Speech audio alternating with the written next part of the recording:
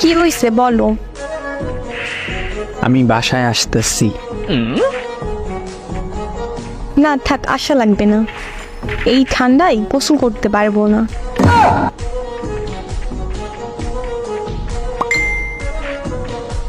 কেন গোসল করতে হবে কেন? আরে গতবার এসে আমার জ্বর বানিয়ে দিয়ে গেছো। কেন গোসল করছো কেন?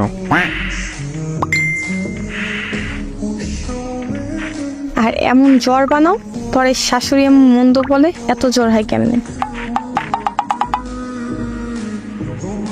আমি তো আর বলতে পারি না তার ছেলের জন্য সকাল সকাল গোসল করতে হয়।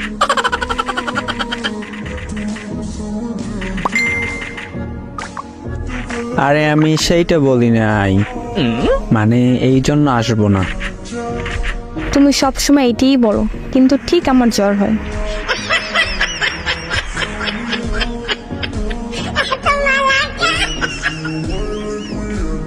আরে সত্যি বলতেছি। গতবারও বলছো সত্যি বলতেছি, কিন্তু এসে জ্বর বানিয়ে দিয়ে গেছো।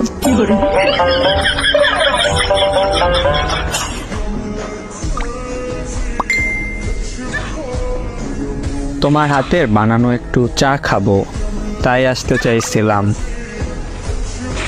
কারণ গতবার বলছো আমার হাতের খিচুড়ি খাবা। দরকার নেই বাবা, চা দোকানে গিয়ে খেয়ে আসো।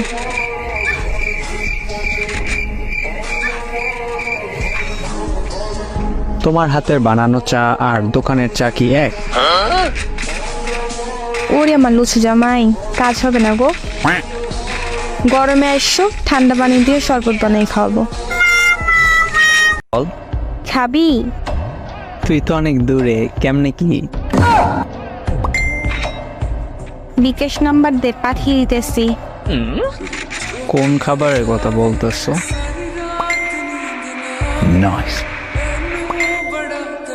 বিকাশে কেমনে? আরে আজ আম্মু গরুর দুধ জাল দিচ্ছে, আমি তো খাই না, তাই তোর টাকা পাঠাইতেছে, তুই কিনে খাবি।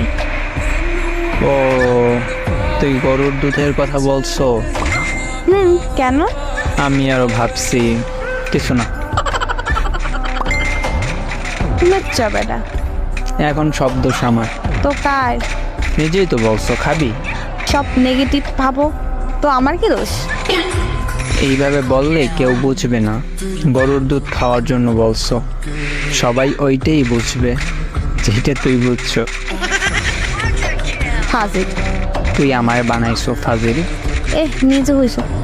জি না, এমন খাবি খাবি বললে এমন বানাইছো।